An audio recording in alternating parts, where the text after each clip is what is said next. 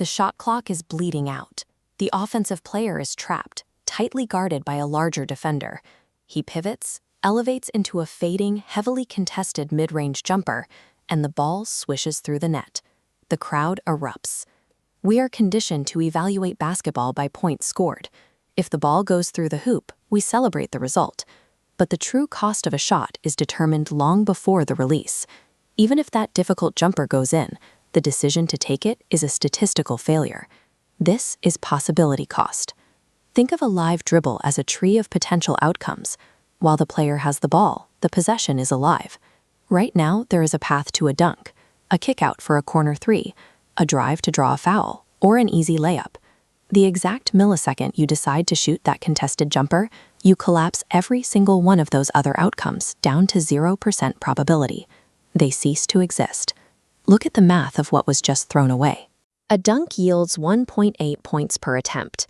An open corner three is worth 1.16. That contested mid-range jumper averages just 0.79 points. By shooting early, the offense killed the chance to build toward a much higher value outcome.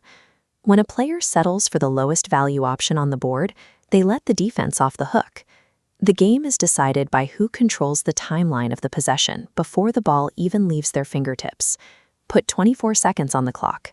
On any given play, a single NBA defender executes their assignment correctly about 95% of the time. They are elite athletes who rarely stumble in isolation. If the offense just holds the ball and runs a single action, the defense survives. But every time the offense moves the ball, sets a screen, or cuts to the basket, they create what we call defense error trials. You force the defense to make additional, simultaneous decisions under pressure. This chart shows the compound probability of a defensive breakdown. The math here is 1 minus 0.95 to the power of 5 times n, where n is the number of possession actions. Because there are 5 defenders operating on the floor, that tiny 5% chance of an individual mistake compounding exponentially. Run one action, and there's a 22% chance someone messes up.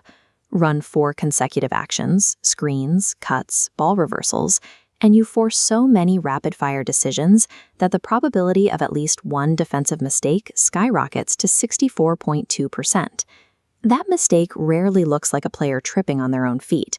It looks like a delayed closeout, a missed rotation, or a bad switch that leaves a 5'9" point guard desperately trying to box out a 6'7" forward on the block. Coaches preach ball movement because it looks pretty, but the underlying mechanism is pure probability. You are cranking a mathematical pressure gauge until the defense statistically snaps. True possession sovereignty is the ability to dictate exactly when and how that snap happens. It's the measure of who actually controls the terms of what the possession ultimately becomes. The most valuable players in the league have a high option preservation coefficient. Nikola Jokic is the master of this metric. He keeps the decision tree completely open, delaying his final move until the exact moment the defense makes its inevitable error. Once that error happens and a mismatch exists, a sovereign creator executes a forced binary. The defense is put to a terminal choice: rotate to stop the cutter and surrender a wide-open corner three, or stay home on the shooters and give up an uncontested dunk. Both of those sovereign outcomes generate massive expected points. Conversely, when the defense dictates the terms, they force the offense to accept a low-value, contested non-paint 2 as the shot clock expires. Players like Shai Gilgeous-Alexander and Jalen Brunson generate their massive scoring numbers because they impose these binaries on almost every single drive. They force the defense into bad choices, which consistently leads to fouls drawn or high-percentage layups.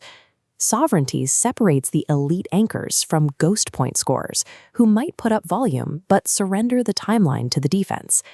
To weaponize possibility cost over a grueling 82-game season and a 2-month playoff run, a front office has to build a very specific architectural floor. Efficiency under load is tracked through the Anchor Quality Index, a formula that multiplies a player's usage percentage by their efficiency and their net impact on the score. To lead a championship-caliber offense, a primary anchor must hit a minimum AQI of 1.75. This floor ensures the star is actually carrying the team's weight without hemorrhaging points. But offense is only the modern floor. To win a title, a team must satisfy the interior anchor rule. Every single champion since the year 2000 had at least one player who secured over 18% of available defensive rebounds while maintaining a positive net rating of at least +3. 24 champions, 24 compliant rosters, 0 exceptions. If a team lacks a high-impact player controlling the defensive glass, no amount of perimeter shot-making can cover that structural gap in the playoffs. The final requirement is identifying elite impact contributors outside the high-cost lottery. This is the Draymond effect, the ability to find players drafted 20th or later who can still maintain a positive net rating. Across 26 years of data, 92% of champions possess at least one late-pick contributor who overperforms their salary slot. The teams raising banners in June already won the math problem in the draft room and on the cap sheet years earlier. When you align the cap sheet, the roster architecture, and the possibility cost math, you arrive at the theoretical endgame: Powerball basketball, a lineup where all 5 players actively threaten the rim simultaneously. This system runs through a sovereign creator, a player with elite size and court vision who initiates the offense entirely on their own terms, methodically collapsing the defense with every dribble. Backing them up is the goalie, a player with such massive physical geometry that they completely distort the court. Their area denial allows the perimeter defenders to apply ruthless pressure, knowing the paint is mathematically sealed off. With the defense set, the offense executes the 5-out dunk path. Spacing the floor isn't about shooting threes. It's about pulling shot blockers away from the paint. Every pass triggers a back pick or a hard cut. If the defense stays home, it's a layup. If they rotate to help, it's an open corner 3. In this system, there are absolute rules. Attack mismatches instantly, run early for dunks, and never pay a player to take voluntary, non-paint 2-point jumpers. Greatness at the highest level of the sport emerges from designing a system where your opponent's failure is a mathematical certainty.